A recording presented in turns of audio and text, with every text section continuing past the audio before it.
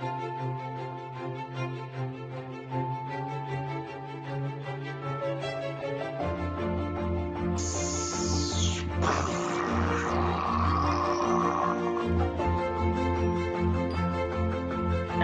Figure Review.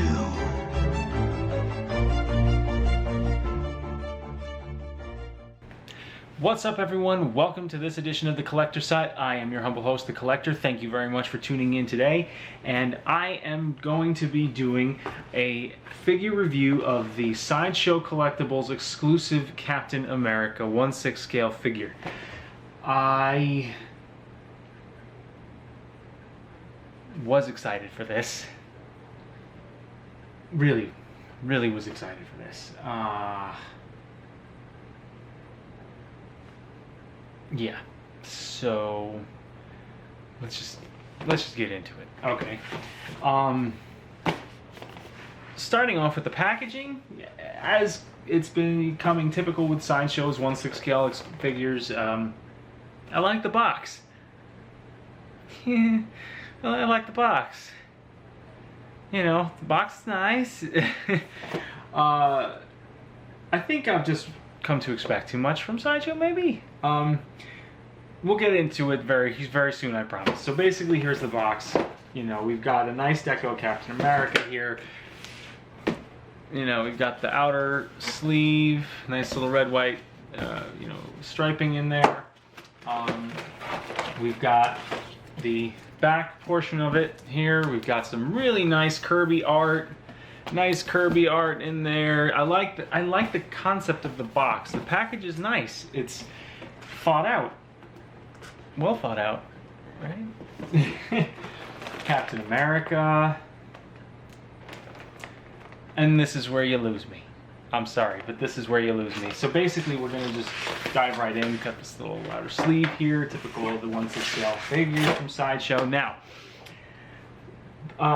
I'm going to just sum it up real quick before we get started. This is a very disappointing figure. I had a lot of high expectations, I think, for this figure based on the promo photos and everything. The colors just look much brighter. The paint applications looked much more detailed. It's a huge disappointment, I think. You know, they make these beautiful premium format figures. They really do. The sculpting is outstanding. The color is bright and vibrant and strong. The paint applications are excellent. They really do make some of the best statues in the collector business. Really, they really do. I admire their work a lot until you get to the 6 scale figures. Now, this is the second figure I've been really disappointed with. Ghost Rider was the first. It was a total disaster, in my opinion, for me. But basically, we've got two versions of the shield in this particular box.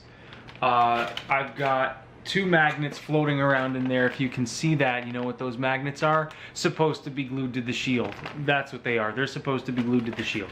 So that's something that really annoys me, because within 2 seconds, those magnets got sucked off of the shield onto this back plate here for his shield to be stored on his back. I'm going to show you the other problems I have, and this is just with the base. First of all, I don't understand why Daredevil has to come with the tall base for jumping poses and stuff, and everyone else comes with the short little post base that's kind of like, all right. Now, the deco is not bad. I don't mind the deco. As you can see, he's got the shield. Take that off. You get the kind of that, you know, American Eagle thing going on. You know, it's not bad. I like it. It's not bad. It could be more interesting, but it's not bad. You know, it's got his typical base. Here's where you lose me. That magnet here, it's supposed to fit right in there, pop right out. That bothers me. Same thing with the other normal shield. And oddly enough, it sticks. These magnets stick to the shield. So I don't know what's in there. Maybe that's why. Oh, that's why. You get the little, yeah. All right, so anyway, taking that off, the magnets are supposed to be there. The shield is supposed to stick onto his back. It sticks onto his arm. Where else may they have gotten that idea from? Mezco? What? Who said somebody say Mezco? Anyway, I find this to be a very poor execution. You see these little floppy little straps in here? Terrible. They're these little teeny little magnets that keep the straps closed together, and it's not strong enough to hold onto his hand. He can't hold the shield strap. He's not meant to hold the shield strap. The magnet, if you can see the glue residue here, it popped right out of that little circle. That's where that little magnet's supposed to go. I don't know why they even bother. You know, glue it on. That's one big problem I have with, they don't glue their stuff. It drives me crazy, to be honest with you. For $226 figure, to have that. Also the belt, what the hell? I opened up the box for the first time. The belt wasn't even attached to the pants. It's not attached to the pants. It's sitting loose on the figure, mid lower torso, and also I've got a broken belt buckle. Okay, that's another thing that bothers me. I didn't even bother taking the hands out because it's just, what's the point, you know? Then I've got the rest of the figure here. Now, the colors are so weak. You've got a nice bright white for part of the body, and then you've got this muted blue. It's kind of dark. I don't know. It's not bad, but like this, the white of his star is like a washed light blue. It's not even got, it doesn't even have the right paint application. It just looks terrible. The head pops off so easily. There's this rubber thing underneath that, I guess it's sort of an adapter so that they can basically cheap out and use the same body type in a bunch of different heads. That's fine, I don't mind that.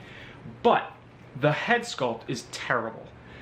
I have seen so many amazing head sculpts for Captain America on the premium format figures. I don't understand why they can't translate the designs for premium format figures into these 1/6 scale figures. Also, it looks like he busted his pants eating too much. This shouldn't be. There should be a snap there that should close the pants. Come on, close the pants, okay? The rubber, this is like a rubber material here. Now, it's not bad. It allows decent range of motion. You know, the figure itself, it's, you know, it's nice enough, but as you can see also, there's a little tear in the pants.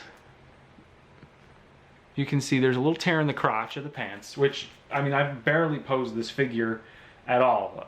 You know, I haven't really done much of anything to this figure. And the joints, like the legs, are pretty decently positioned. You know, if you can hike up the pants a little bit, you can get a nice kick. You know, he kind of I mean, that's the disappointing thing, is he's very dynamic in his range of motion. And he can do quite a bit. Except for the fact that it's just made like crap. At least, you know, he does a lot. He can do a really nice shield pound. I mean, he really can do a couple of dynamic things. Let me zoom in on that, I can show you. So he's very flexible. I like his range of motion. But the shield is incredibly disappointing because the magnets just pop right out. But he's got a decent range of motion. You know, if you position him in the right way, you know, his ball peg joint, his ball pegs on his wrists are blue, which really annoys me. I think they should be red. At least these should be red, if you guys can see that.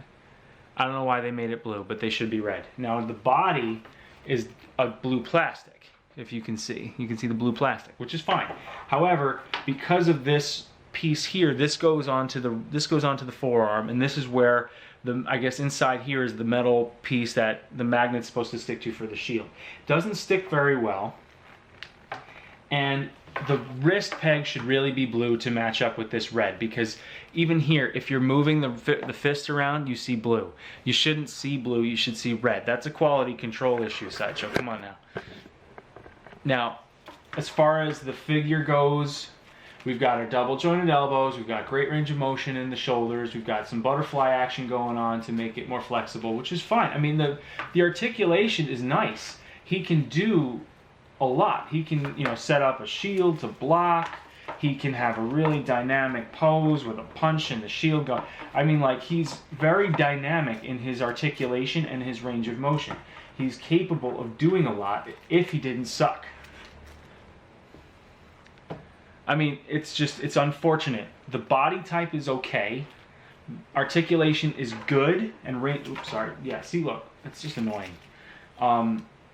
Even that doesn't bother me as much because his know, it's solid. It's not like, it's not so loose. You just have to be gentle with it. But yeah, I mean, he's capable of a lot. But look how his pants kind of split when he's doing a dynamic pose. It wouldn't bother me if the pants were closed and the belt were positioned in a way that would actually sit on his torso. But he's got a good range of motion is the disappointing thing. You know, he really does have a good range of motion. And it's completely lost on the fact that it looked like he's taken a dirt bath, because the paint applications for his head, I'm trying to focus in so you can see it better. He just looks, you know, in person he looks dirty. And it's very loose. It pivots very easily. There's not much resistance, which is fine, but it could be better. So, you know, that's the thing. It really bothers me. It just does. I can't help it. You know, the Hot Toys Concept Captain America is a far better choice for your money than this figure at this point in time. And I really wish that they would just do something to change the quality the quality issues that these figures have. You know, my Daredevil figure is okay. The Batman figure is okay. You know, that is not bad, but they could be better. My problem is with such dynamic sculpting capabilities that they have, the incredible talent that they have at their disposal to make some amazing products, and they give you this real lousy figure.